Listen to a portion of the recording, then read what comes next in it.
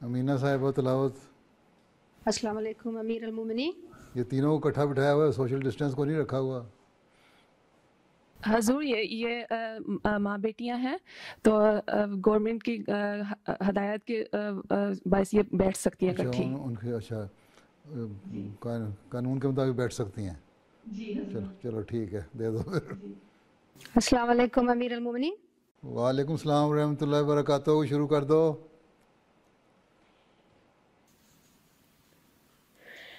اعوذ باللہ من الشیطان الرجیم. بسم اللہ الرحمن الرحیم. ما أصاب من مصیبة إلا بإذن اللہ ومن يؤمن بالله يهد قلبه والله بكل شيء عليم. وأطيعوا الله وأطيعوا الرسول وأطيعوا الله وأطيعوا الرسول فإن توليتم فإنما على رسولنا البلاغ المبين. الله لا إله إلا هو الله لا إله إلا هو وعلى الله فليتوكل المؤمنون.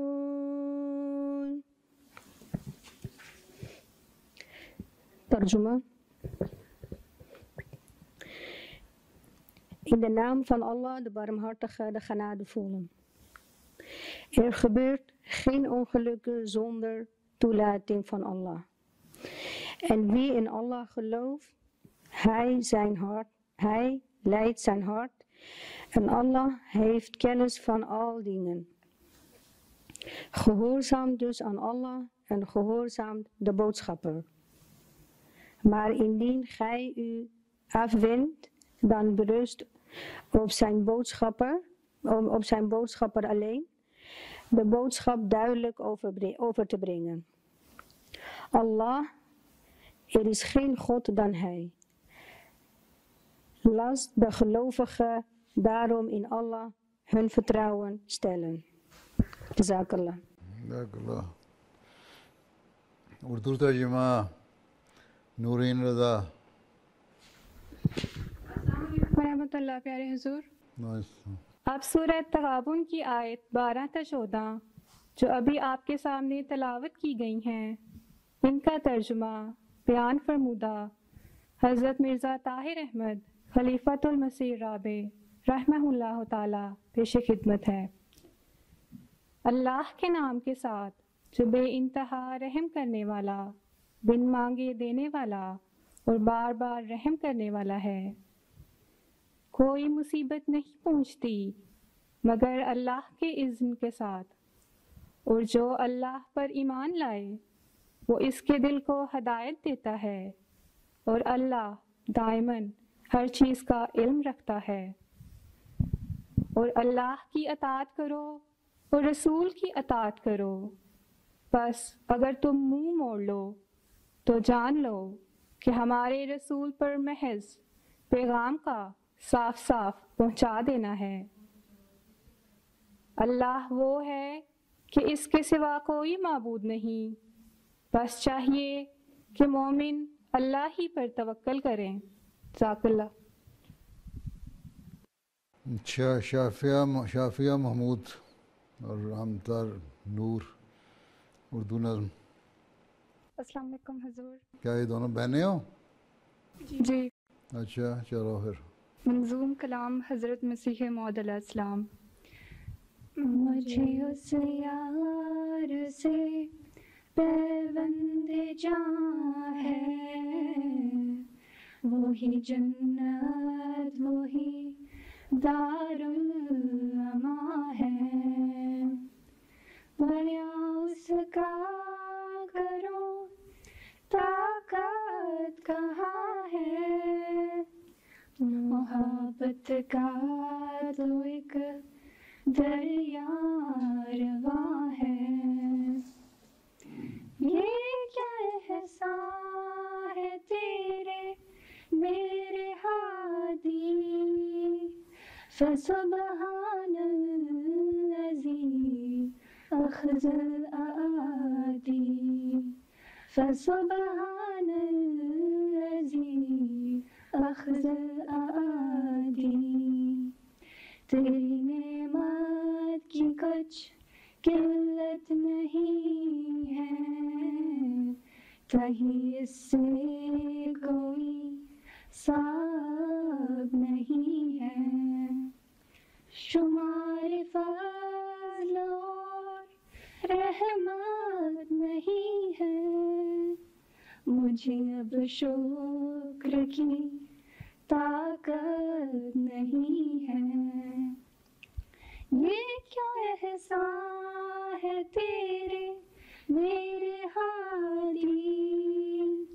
فسبحان الذی اخذ الأیادی، فسبحان الذی اخذ الأیادی، جزاک اللہ حضور۔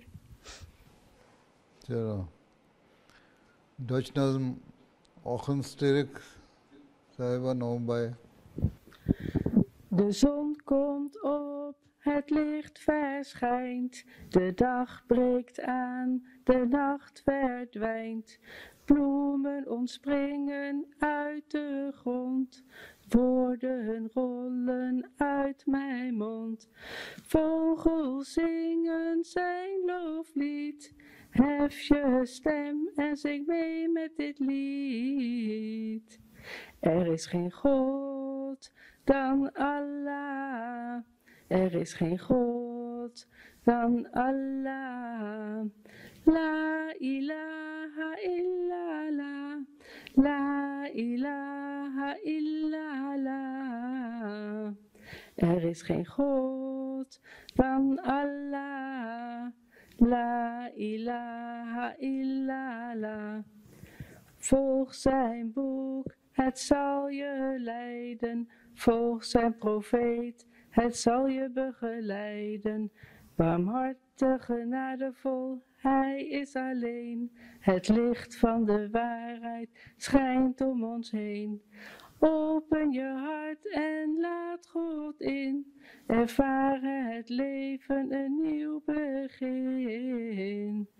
Er is geen God dan Allah. Er is geen God dan Allah. La ilaha illallah. La ilaha illallah. Er is geen God dan Allah. La ilaha illallah. اچھا جی چلو ختم ہو گیا اب کیا کہنا ہے حضور آپ کی اجازت سے سوال و جواب. آپ کون ہیں میں صدر لجنہ ہوں. صدر لجنہ ہے جی حضور. کل والی صدر لجنہ ہی ہوں جی حضور. اچھا کل بدلی تھی آج اور اچھا کیا کہنا ہے پھر اجازت سے کیا پوچھنا ہے کچھ اسٹوڈنٹس کے سوال ہیں کچھ نوبایات کے تو پوچھو پھر جو آپ پوچھنا ہے کس نے پوچھنا ہے کس طرح پوچھنا ہے آپ نے جہاں کو ہاتھ کھڑا کرتا ہے پیچھے دیکھ لیا کریں اس کو دے دیا کریں فون مجھے تو یہاں سے نہیں پتہ لگتا کس کو کہنا ہے ہاں چلو پوچھو السلام علیکم حضور. وعلیکم السلام. My name is Hivi. I am Kurdish. I am from Majlis Almira. Since July 2019, I have done my bayat. Till today, my father is unaware of that. He is a very good father, and I have a very special bond. You are Kurdish and your father doesn't know of it. And if he is seeing this program, he would come to know about your accepting Ahmadiyyat. He is not aware of that. He doesn't know he doesn't know I'm Ahmadi. He's a very good father. No, if this program is aired, if it is shown on MTA, then your father will know that you are an Ahmadi. Somebody will tell him.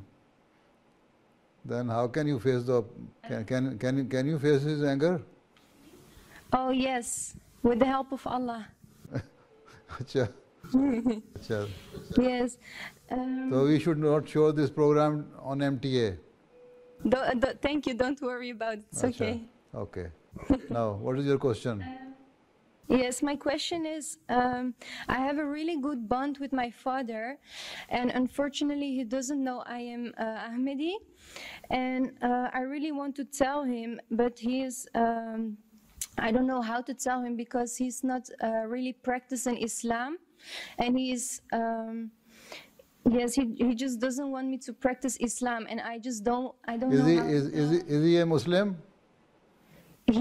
Yeah, he is. He is born as a Muslim, but he doesn't practice. So you accept, just those sitting beside you, they are your sisters? Yes, this is my grandma, and this is my mother. They're also Ahmadi, alhamdulillah. Your mother and your grandmother? Yes. Huh? And even your father doesn't know of you, about your mother's accepting Ahmadiyat? Yes, he does about my mother, but he doesn't know about me. Acha. And he knows that your grandmother is an Ahmadi? Yes, alhamdulillah, yeah. So then what do you want from me? I just want your advice, like when is the right time to You tell see, if you are a practicing Muslim, you are offering daily prayers 5 times, you are doing reading Quran Kareem, you are doing Tilawat Quran Kareem daily, and there is some significant change in your behavior towards religious practices, then he would know that there is some change in you. He will ask you that what is the change. Then you can tell him that there are so many of my friends are Ahmadis and I am very much impressed by the teaching of Ahmadiyat, and this is because of that I am trying to change myself. And in this way, with the passage of time, you can one day, if you feel that now it is an appropriate time to tell him, then you can tell him that you have accepted Ahmadiyat. And if you still fear, then wait for some time. Okay, Jazakallah for your advice. Assalamu alaikum, Hazur. Wa alaikum salam. I have a question. My name is, Amina, I'm from Majlis Almir. I'm Kurdish, mother of Hivi. That's my mom. Behind me, my sister and my niece. We all, like Kurdish women in Almir, are busy this moment from last Ramadan.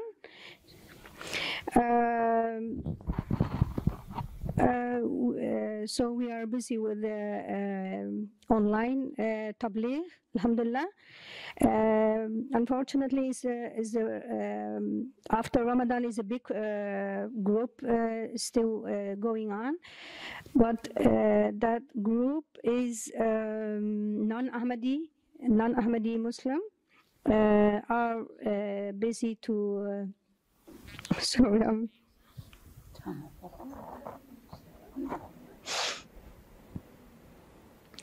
Acha, then what do they say? हजूर मैं उर्दू में इनका सवाल कर देती हूँ। ये कहती हैं कि हम रमज़ान से एक ऑनलाइन कुर्दी ग्रुप से में तबलीग कर रहे हैं।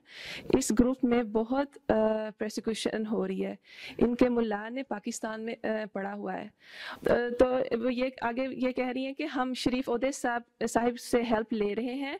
क्या हम इस कुर्दी ग्रुप में तबलीग करते रहें या नहीं, अगर वो ऑनेस्ट नहीं है? बात यह है कि वो तबलीग तो शक कर, अगर सिर्फ उसने बहस करनी है तो उसका फ़ायदा कोई नहीं है वक्त ज़ाया करने का। उससे बेहतर है कि कुछ बेहतर लोगों को अप्रोच करें और उनको तबलीग करें जो सुनने वाले भी हों। और जिसने सिर्फ जो ढीठ है और जिसने बहस करनी है और इतराज़ पे इतराज़ करते रहना है और कोई سینس والی بات نہیں کرنی تو اس پہ وقت ضائع کرنے کی ضرورت کیا ہے؟ اگر تو وہ نیت اس کی نیک ہے، وہ سننا چاہتا ہے اور اپنے جو اس کا ہے اخلاق کے دائرے میں مورل کوڈز کے اندر رہنا چاہتا ہے، رہ کے بات کرتا ہے، پھر تو ٹھیک ہے، بات ہو سکتی ہے۔ اگر وہ غلط قسم کی باتیں کرتا ہے پھر چھوڑیں اس کو، اور کوئی اور لوگ دیکھیں جو شریفانہ طور پہ بات کر سکیں، دلیل سے بات کریں، اور اپنی دلیل دیں اپنی بات کے لیے اور ہماری دلیل سنیں، پھر اس کا پوری طرح انصاف کے ساتھ انالیسس کریں، پھر دیکھیں کون سچ ہے کون جھوٹ ہے۔ ٹھیک ہے، سمجھ آئی؟ جی وہ کہہ رہی ہیں سمجھ آ گئی ہے۔ ترجمہ ہو رہا تھا میری بات کا، ہی اردو کہاں سے آ گئی؟ ہاں جی ساتھ ساتھ ترجمہ ہو رہا ہے حضور۔ اچھا جی اچھا، ہاں جی۔ میرا نام رویت نور کمپیر ہے، اور میرا سوال ہے کہ آپ کے والدین کی کون سی نصیحت آپ کے لیے سب سے مفید ثابت ہوئی ہے؟ یہی کہ کبھی جھوٹ نہیں بولنا۔ جزاک اللہ۔ اور السلام علیکم حضور، میرا نام غزالہ مظفر ہے، اور میرا سوال یہ ہے کہ آج کل سوشل میڈیا پہ یہ نیوز پھیلا ہے کہ بڑے کلودنگ برانڈس کرونا کی وجہ سے اپنے کلودنگ فیکٹری کے ورکرز جو بنگلہ دیش، پاکستان، کمبوڈیا وغیرہ میں رہتے ہیں ان کو بہت کم یا بالکل بھی نہیں پے کرتے ہیں، تو اکثر لوگ یہ کہتے ہیں کہ ہم انہیں بوائکاٹ کریں، تو حضور آپ کا اس بارے میں کیا پوائنٹ آف ویو ہے؟ جو سوال یہ ہے کہ یہ جو کمپنیاں ہیں یہاں کی رہنے والی، یہاں کی جو بڑی کمپنیاں ہیں وہ تو پیسے دے دیتی ہیں، یہ کوئی ڈائریکٹ تو اس کے پاس نہیں جاتے، اپنے لیبر کے پاس یا جو بھی ان کے ساتھ ورکر ہے، وہاں تو ایک انٹرمیڈیٹ استعمال ہو رہا ہے، کچھ وہاں کے لوگ ہیں جو کانٹریکٹ لیتے ہیں، وہ آگے کانٹریکٹ پہ کام کرواتے ہیں، یہ ان کو کانٹریکٹ دے دیتی ہیں بڑی کمپنیاں، وہ آگے کام کراتے ہیں اور لوکل لیبر سے پھر کام لیتے ہیں، اور وہ اگر نہیں کرتے تو وہ ایکسپلائٹ کرتے ہیں، اگر ان کو صحیح طرح لیبر نہیں دیتے تو وہ ان کا قصور ہے، اس ملک کے رہنے والوں کا، یہاں کی رہنے والی کمپنیوں کا تو قصور اتنا نہیں، کیونکہ عموماً یہی دیکھا گیا ہے کہ یہ لوگ پیسے دے دیتے ہیں، سوائے اس کے اللہ ماشاء اللہ شاید کوئی ہو جو نہ دیتی ہو، کیونکہ ان کے بڑے بزنس چل اس لیے رہے ہیں کہ یہ فیئر بزنس کرنے والے ہیں اور انصاف سے لیبر دیتے ہیں جو بھی مقرر ہو۔ یہ اور بات ہے کہ تھوڑی لیبر دیتے ہیں، اور یہ اور بات ہے کہ وہ کام بنگلہ دیش سے یا سری لنکا سے یا ان ملکوں سے کرواتے اس لیے ہیں کہ یہاں تھوڑی لیبر پہ کام ہو جائے گا، یا انڈیا سے یا پاکستان سے یا کسی بھی اور غریب ملک سے، لیکن جو بھی لیبر ان کی مقرر ہوتی ہے وہ دے دیتے ہیں، وہ ان کے آگے جو سب کانٹریکٹر ہوتے ہیں نا، آگے جنہوں نے آگے دیا ہوتا ہے کانٹریکٹ جن کو، اور پھر آگے وہ لیبر سے کام لیتے ہیں، وہ اصل میں چیٹ کر رہے ہوتے ہیں۔ تو اس بائیک آؤٹ کرنے سے کیا فائدہ؟ جو تھوڑی بہت ان کی آمدنی ہے وہ بھی ان کے ہاتھ سے جاتی رہے گی، باقی وہاں کا جو ملک کا قانون ہے، یہ تو بنگلہ دیش کا قانون یا جو اسی ملک میں بھی یہ غلط کام ہو رہا ہے اس کو قانون، وہاں کا قانون ہے، ان کو چاہیے نا کہ اپنی لیبر کا خیال رکھیں، اور جو بیچ میں ایسے لوگ ہیں ان کو صحیح ان کا حق دلوائیں، ان کا رائٹ دلوائیں۔ ٹھیک ہے، ٹھیک ہے، جزاک اللہ۔ اور السلام علیکم پیارے حضور، میرا نام عائشہ زبیر ہے، اور میرا سوال ہے کہ قرآن پاک میں اللہ تعالیٰ نے مومن مردوں کو اہل کتاب عورتوں سے نکاح کا حلال قرار دیا ہے، کیا آج کل کے زمانے میں ایسا کرنا مناسب ہے؟ بات یہ ہے کہ اہل کتاب سے تو شادی کر سکتے ہیں، ساتھ ہی اللہ تعالیٰ نے یہ بھی کہا ہے کہ تم مشرک سے شادی نہ کرو۔ تو آج کل جو اہل کتاب ہیں وہ عیسیٰ کو خدا ماننے والے ہیں اکثر، تو وہ اہل کتاب ہونے کے ساتھ ساتھ شرک بھی کرنے والے ہیں۔ تو اس لحاظ سے سوائے اس کے کہ ایک خدا پہ ایمان لانے والی ہو اور حضرت عیسیٰ کو فوت شدہ سمجھتے ہوں، بعض عیسائی سیکٹ ایسی ہیں تو پھر تو ٹھیک ہے، ادروائز تو یہ غلط ہو گیا۔ دوسرے یہ کہ قرآن شریف نے بعض جگہ انہی اہل کتاب کو اور کافروں کو ایک بریکٹ میں بھی رکھا ہے، اس لیے ہم کوشش یہی کرنی چاہیے کہ اوائڈ کیا جائے، اور جو لڑکے ہیں احمدی لڑکے وہ احمدی لڑکیوں سے شادی کریں اور احمدی لڑکیاں احمدی لڑکوں سے شادی کریں. لیکن اگر کہاں یہاں دیکھا جاتا ہے کہ بعض ایسی جگہ انوالو اس مائنڈ اس حد تک ہو جاتی ہے کہ جہاں برائی پھیلنے کا خطرہ ہو، وہاں بعض دفعہ اجازت بھی دے دی جاتی ہے شادی کرنے کی. تو اس برائی کو روکنے کے لیے دے گا، پھر دیکھا جاتا ہے کہ لیسر ایول کون سا ہے، کم گناہ کون سا ہے، اس کو اس کی طرف اس کی وجہ سے اس کو اجازت دے دی جاتی ہے. لیکن بہتر طریقہ یہی ہے اور یہی پسندیدہ طریقہ ہے کہ احمدی لڑکے احمدی لڑکیوں سے شادی کریں اور احمدی لڑکیاں احمدی لڑکوں سے شادی کریں اور آپس میں رشتے ہوں تاکہ نیک نسل ہو، نیک اولاد پیدا ہو. نہیں تو بعض مسائل پیدا ہوتے ہیں. باقی اہل کتاب تو ٹھیک ہے، پر اہل کتاب مشرک بھی ہیں. اہل کتاب کو قرآن شریف میں ایک جگہ کافروں کے ساتھ بھی بریکٹ کر دیا ہوا ہے. تو پھر اب اگر ان ساری چیزوں پہ غور کرو تو پھر یہ بہانے ہیں نفس کے کہ جی ہم نے اہل کتاب سے شادی کی، ہمیں اہل کتاب سے شادی کی اجازت مل جائے. ٹھیک ہے، جزاک اللہ حضور. اچھا ہاں.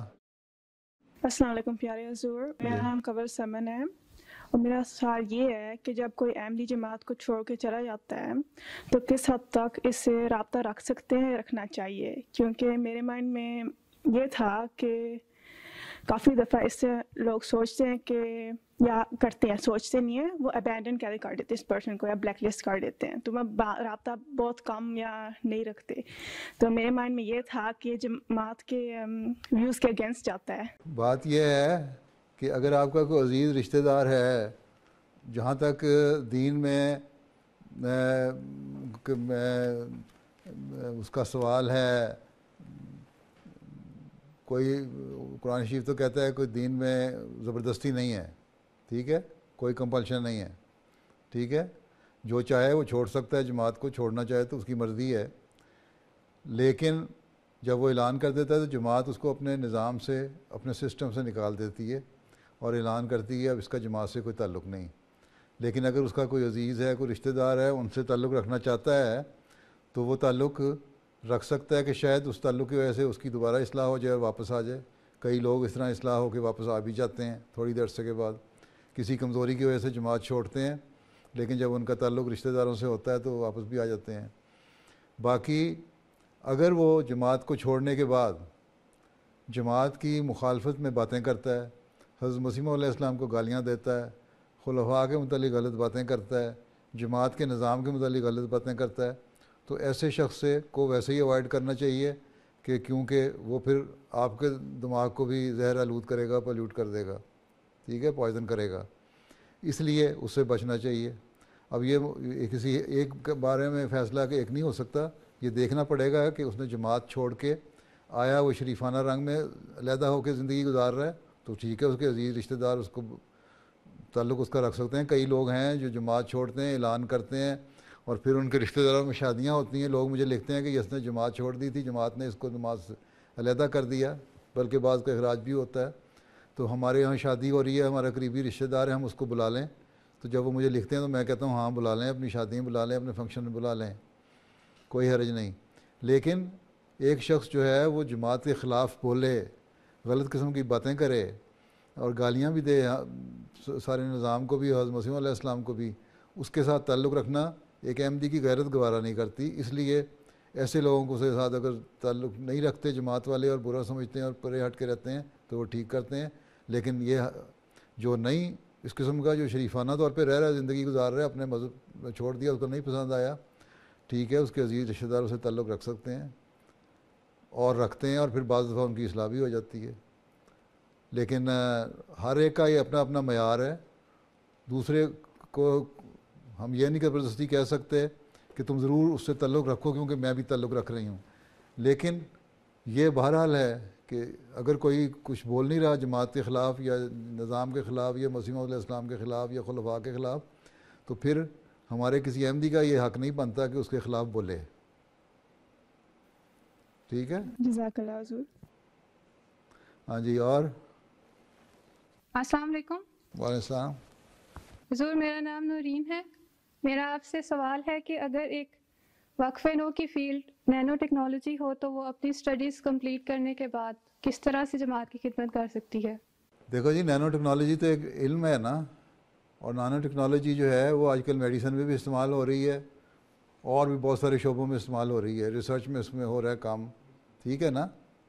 نینو ٹیکنالوجی یہی ہے نا، ایک چھوٹے سے مائنیوٹیسٹ پارٹیکل کے اوپر تم بہت سارے کام لے سکتے ہو، جس طرح تم کمپیوٹر میں چھوٹی سی چیز پہ بہت ساری چیزیں ڈال لیتے ہو، ٹھیک ہے نا، یہی ہے نا.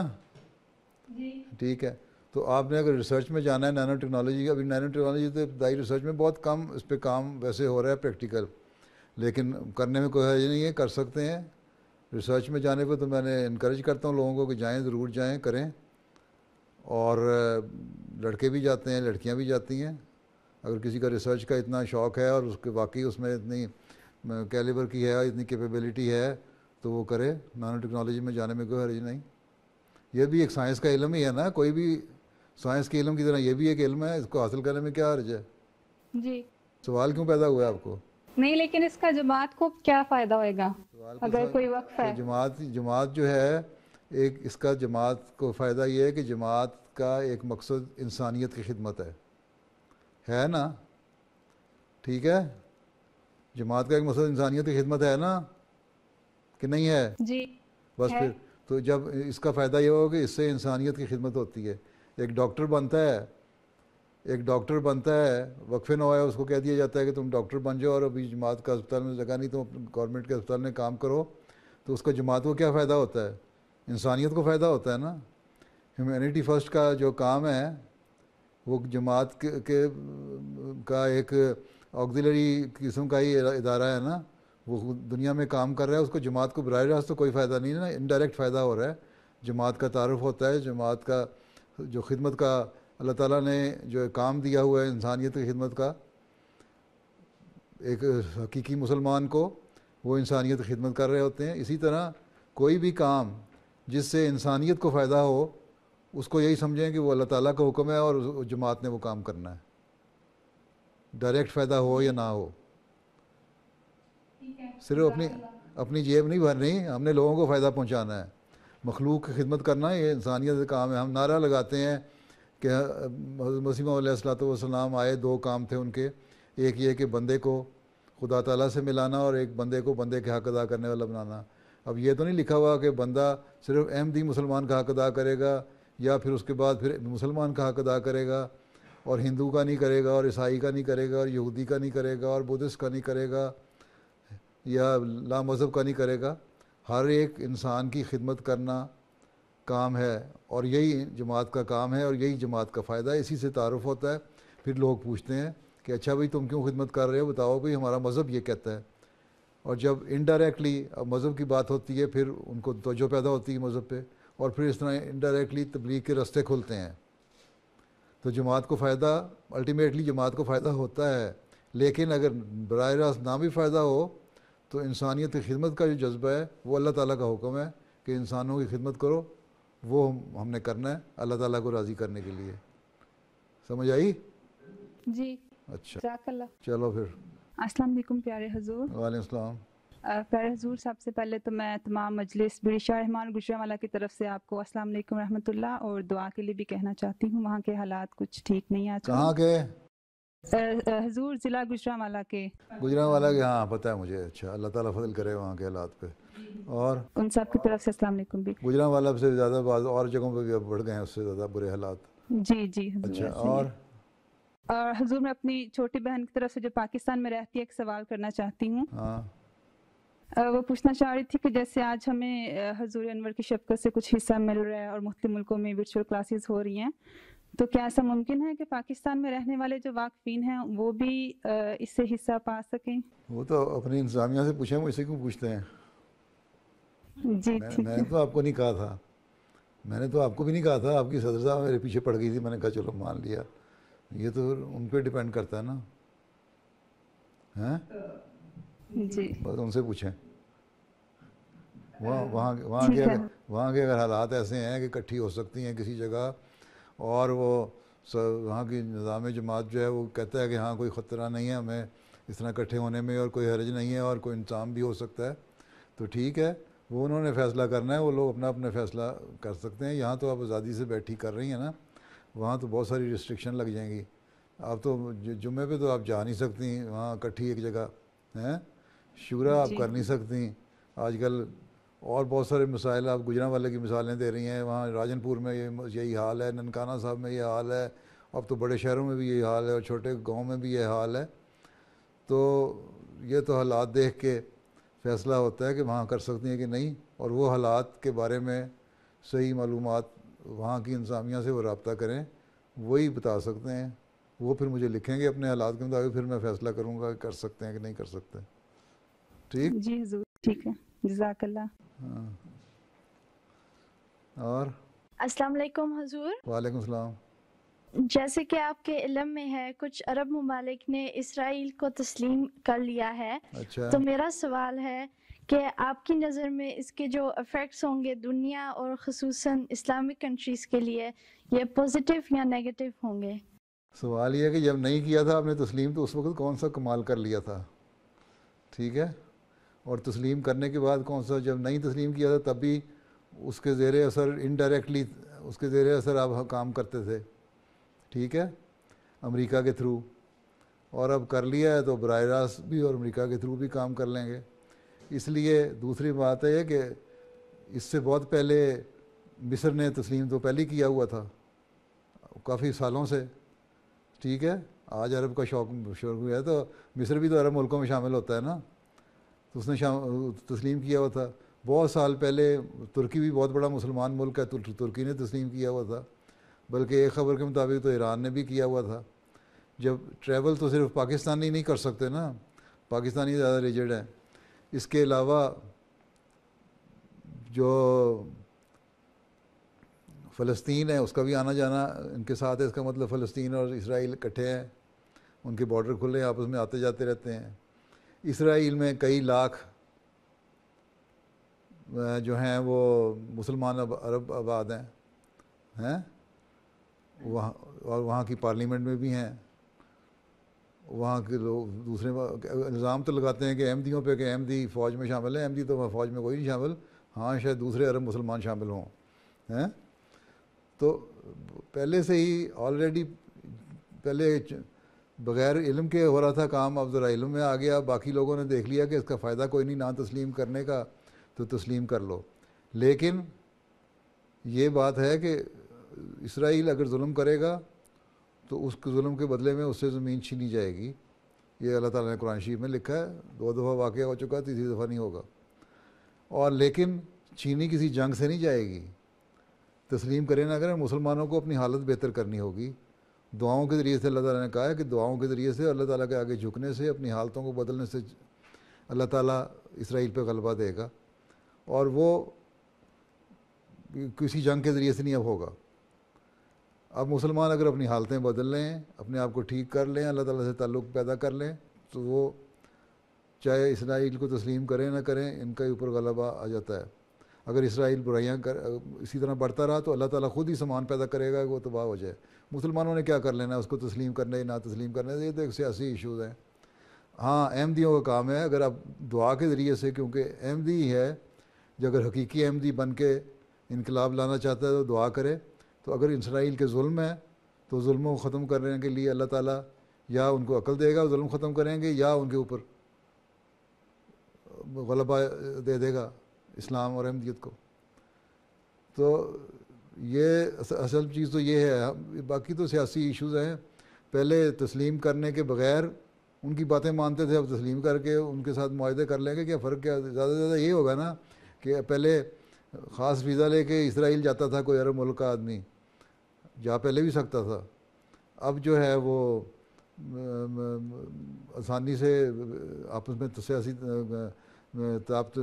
تعلقات قائم ہو گئے ہیں، اور حکومتی تعلقات قائم ہو جانے کی وجہ سے پاسپورٹوں کے ویزا وغیرہ ان کو آرام سے مل جائے گا، چلے جائیں گے. باقی پاکستان نہیں مانتا تو ان کو پوچھتا کون ہے؟ عرب ملکوں نے کر لیا. پہلے بھی ان کے تعلقات تھے، بلکہ کسی نے سوشل میڈیا پہ لکھا ہوا تھا کہ سعودی پریس نے کہا ہے کہ میری تو جو مجھے پڑھانے لکھانے والی جو عورت تھی، میری گورننس تھی جو میرے پہ مقرر تھی، وہ بھی یہودیہ تھی. تو جنہوں نے یہودیوں کے ساتھ ٹریننگ لی ہوئی ہے ان سے کیا فرق پڑتا ہے کس سے کیا کریں. اور وہ بلکہ ایک سوشل میڈیا پہ آ رہا تھا کہ مسلمانوں کو سعودی عرب سے اسرائیل کو ماننے سے اور اسرائیل کو تسلیم کرنے سے اور ان کے تعلقات بڑھانے سے اور ان کی ہمدردیاں جو ان کے دل میں ہیں وہ اس سے زیادہ ہیں جو بعض یہودیوں کے دل میں اسرائیل کے بارے میں ہیں. تو یہ تو سب سیاسی ایشو ہیں. سمجھ آئی؟ ہاں جی. مانے نہ یا مانے کچھ نہیں فرق پڑتا اس سے. پہلے نہ مان کے بھی کچھ نہیں کیا تھا, اب مان کے بھی کچھ نہیں ہونا. ٹھیک ہے؟ ہاں جی. جو ہونا ہے وہ دعا سے ہونا ہے, اور دعا احمدیت یہ اگر سچے طور پہ دعا کرے یا مسلمان اپنی اصلاح کر لیں اور حقیقت میں انصاف پسند ہو جائیں, اسلام پہ چلنے والے ہو جائیں. پھر اگر اسلام پہ جب چلنے والے ہوں گے تو آن وسلم کی بات ماننے والے ہوں گے, اور جب آن حضرت صلی اللہ علیہ وسلم کی بات ماننے والے ہوں گے تو ان کے لیے اور کوئی رستہ اور نہیں سوائے اس کے کہ ہم یہ تو قبول کر لیں, اور پھر ہی وہ غلبہ ہے. اور وہ اس وقت تک ہے, اس وقت ہوگا جب اگر اسرائیل اپنے ظلم کر رہا ہے اور مسلمانوں پہ ظلموں کی وجہ سے پھر آگے بڑھتا چلا جا رہا ہے تو اللہ تعالیٰ خود ہی راستے بند کرے گا اس کے لیے اور ختم ہو جائے گا. اور اگر وہ اصلاح کرتا ہے اور اپنا حق ادا کرتا ہے تو یہودی ایک بستی ہے یا ایک ملک ہے, وہ قائم رہے گا, وہاں بیٹھے رہیں گے وہ جب تک وہ انصاف کرتے رہیں گے. جب ظلم کریں گے پھر تباہ ہو جائیں گے. مجھے تو یہ پتہ ہے. جزاک اللہ. اور السلام علیکم. حضور میرا سوال تھا کہ قرآن مجید میں 7 آسمانوں کا ذکر ہے, تو اس سے کیا مراد ہے؟ اس سے مراد یہ ہے کہ آسمان کی بھی تو کئی لیئرز ہیں. آسمان کوئی سالڈ چیز تو ہے نہیں نا, ہیں مختلف گیسز کی لیئرز ہیں نا آسمان کے اوپر بھی. اسی طرح درجے ہیں. ایک تمثیلی میٹافور ہے, بنائی ہوئی تمثیل کے درجے ہیں جنت کے. اس میں پہلا آسمان, دوسرا آسمان, تیسرا آسمان, چوتھا آسمان, 5واں, 6واں, 7واں. اسی طرح جنت کے درجے بنائے ہیں اللہ تعالیٰ نے. ایک تمثیلی رنگ پیش کیا کہ تاکہ تم لوگوں کو سمجھ آ جائے. باقی اوپر جاؤ گے تو فضا تو ایک فضا ہی ہے نا, ایک سے دوسرے سے دوسری لیئر نکلتے چلی جائے گی, لیکن وہاں مختلف گیسز کی لیئرز بھی ہیں. ٹھیک ہے؟ ٹھیک. کوئی سالڈ چیز تو نہیں نا آسمان ہے. آپ نے سائنس پڑھی ہوئی ہے؟ ہاں جی. پھر کیا ہے سائنس, کیا ہے نا آسمان, کیا ہے آسمان؟ تو ایک خلا ہے نا. ہاں جی. کیا کچھ ہے آسمان؟ گیسز ہیں نا. کتنی قسم کے گیسز ہیں؟ بہت. بس پھر وہی آسمان ہے. ٹھیک. جزاک اللہ. اور السلام علیکم پیارے حضور. وعلیکم السلام. میرا نام نمانہ افسر ملی ہے. میرا یہ سوال ہے کہ 2 الفاظ ہیں تدبیر اور تقدیر, ان دونوں میں کیا فرق ہے؟ فرق یہ ہے کہ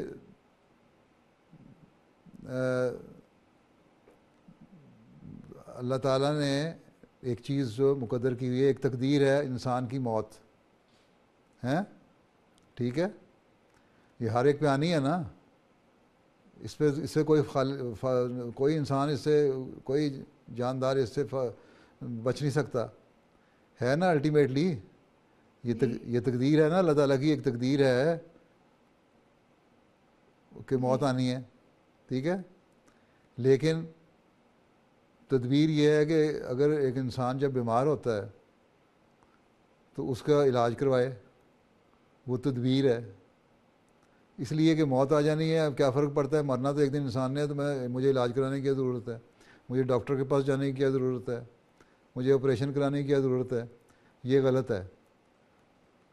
تو تقدیر اللہ تعالیٰ کی تقدیر پہ توکل کرو. اس وقت توکل ہے دوسری چیز جب پہلے تدبیر کر لو.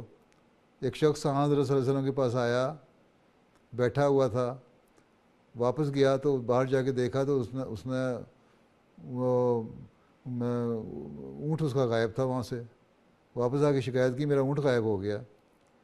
آن سے فرمایا تم نے اس کو باندھا تھا؟ انہوں نے کہا جی میں نے توکل کیا تھا اللہ تعالیٰ پہ. انہوں نے کہا توکل نہیں, پہلے تدبیر ضروری ہے. تدبیر کرو, اس کا اونٹ کا گھٹنا باندھو, پھر اللہ پہ توکل کر کے چھوڑاؤ. پھر ٹھیک ہے. تو یہاں بھی وہی فلسفہ کہ چلے گا کہ تقدیر تو ایک ہے, ایک تقدیر ایسی ہے جو ٹل جاتی ہے دعاؤں سے, ایک تقدیر ہے جس نے نہیں ٹلنا, وہ فائنل ہے. یہ فائنل تقدیر یہ ہے کہ انسان نے الٹیمیٹلی مرنا ہے, اور ٹلنے والی تقدیر یہ ہے کہ ایک بیماری ہے, اس کے علاج کے بعد اسے شفا پا جانی ہے, انسان صحت یاب ہو جائے گا, اس کی عمر لمبی ہو جائے گی. تو یہ فرق ہے. اس لیے جو تدبیر ہے وہ کرنی ہے. اس کے بعد جو اللہ تعالیٰ کی جو تقدیر ہے, ایک تقدیر لازم ہونے والی ہے اور ایک تقدیر جو ہے وہ بدلی جا سکتی ہے. اور صرف تقدیر, ہماری پاس تقدیر ہی یہ تھی, یہ کہہ دینا کہ تقدیر ہی یہ ہے ہماری, اس لیے ہم ہاتھ پہ ہاتھ دھر کے بیٹھے رہے, مسلمان کام نہیں کرتے, نکمے بیٹھے رہتے ہیں, یہ ہماری تقدیر ہی یہی ہے. کووڈ کے جو پھیلی ہوئی یہ بیماری, اس سے بچنا نہیں کہ کوئی نہیں, مرنا تھا ایک دن, بھئی مرنا ہے تو ضرور ہے کہ پہلے مرا جائے. اللہ تعالیٰ کے یہ بھی اللہ تعالیٰ کا اور اللہ کے رسول کی نافرمانی ہے کہ جب اس نے علاج پیدا کیے ہوئے ہیں اور حکم دیا, بلکہ سہولتیں پیدا کی ہیں, تو ان سے فائدہ نہ اٹھایا جائے, تدبیر نہ کی جائے. ہیں ٹھیک ہے, جی سمجھ آ گئی نا؟ جی جزاک اللہ حضور. Assalamu alaikum, Pyare Huzur. السلام. My question is, how can we tell if a dream is from Allah or if it is merely a projection of our subconscious mind, like most other dreams? See, there is no hard and fast rule with regards to this. If it is from Allah Ta'ala, then you will see that it is being fulfilled. Or Allah Ta'ala will show you some signs that this is from Allah, with which you would know that this is from Allah. But every person sees dreams during the night.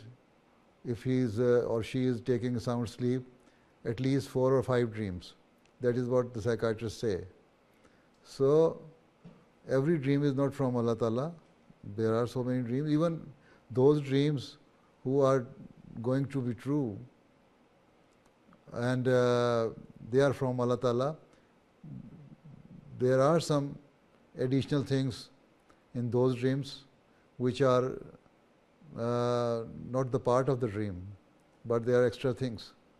So if you see, you are satisfied after having seen the dream, then, and there are some signs, and you feel that you are feeling comfortable after seeing this dream, then it is from Allah Ta'ala. And if it supports by some people see the dreams and the verses of the Holy Quran or the Hadith or some other quotes of the pious people of Allah Ta'ala, awliya or anbiya or prophets, then that means they are from Allah Ta'ala. And you feel in your heart that they are from Allah Ta'ala. Yes? Right? Jazakallah.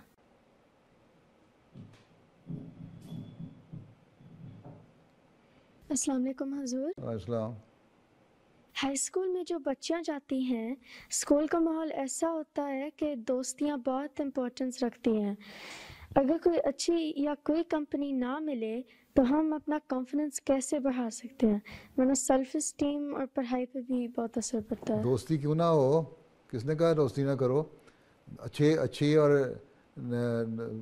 جو اچھے اخلاق کی لڑکیاں ہیں اور ان سے دوستی کرنی چاہیے, لیکن یہی یاد رکھنا چاہیے کہ ہر ایک میں کوئی برائی ہوتی ہے. جو ویسٹرن سوسائٹی کی برائیاں ہیں, بعض میں آزادی کی وجہ سے آ جاتی ہیں, پیدا ہو جاتی ہیں, جن کا ان کو خیال نہیں ہوتا.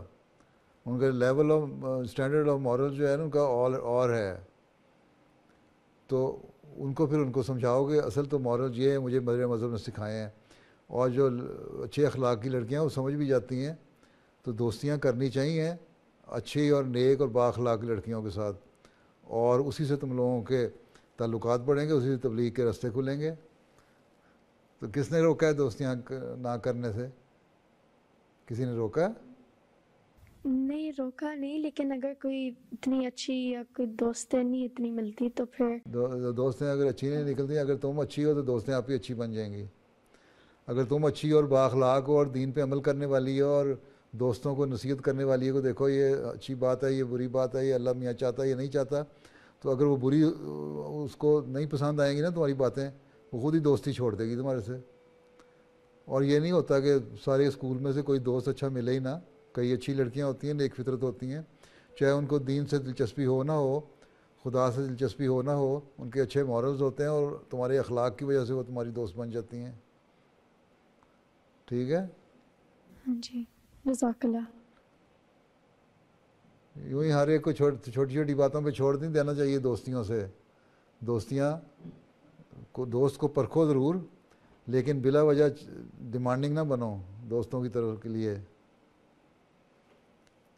ٹھیک ہے؟ جزاک اللہ حضور. حضور میرا نام اریج مالک ہے اور میرا سوال تھا کہ ہم پرسی نہیں مناتے، لیکن اگر کوئی نون احمدی ہمیں انوائٹ کرے تو ہم پھر کیا کریں؟ برتھ ڈے نہیں مناتے، اور اگر آپ کو کوئی انوائٹ کرے تو چلے جائیں. آپ کو دعوت پہ جا رہی ہے تو اس کو تحفہ دینا ہے، تحفہ بھی دے دیں بے شک. آپ نے اگر اپنی نہیں بنائی تو آپ نے اپنا نقصان ہی کیا ہے نا کہ تحفہ نہیں لیا. تحفہ دینے میں تو کوئی حرج نہیں ہے نا، تعلقات تو قائم رہیں گے نا آپ کے.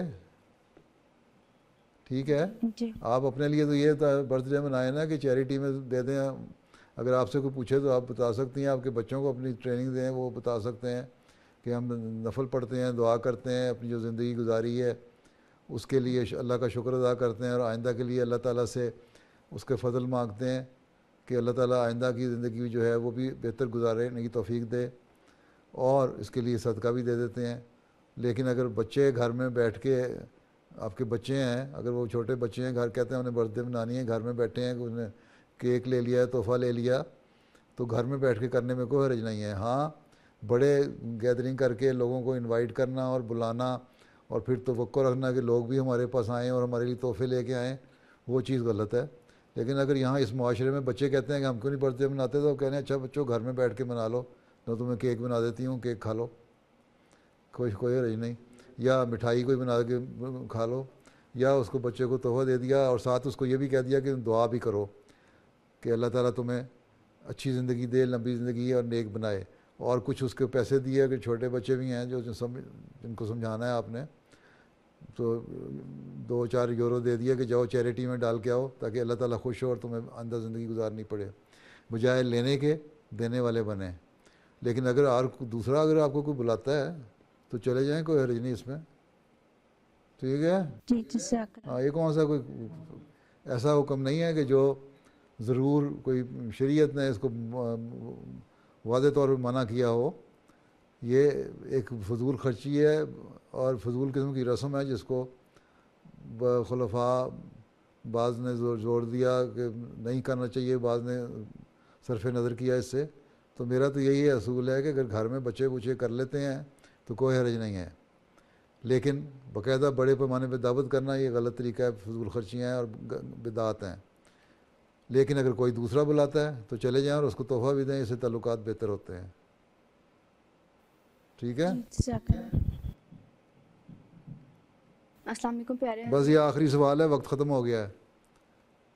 السلام علیکم پیارے حضور، میرا نام نائلہ طارق ہے اور میرا سوال یہ ہے کہ ٹرانسجینڈر ڈسکریمنیشن کے بارے میں اسلام ہمیں کیا حکم دیتا ہے؟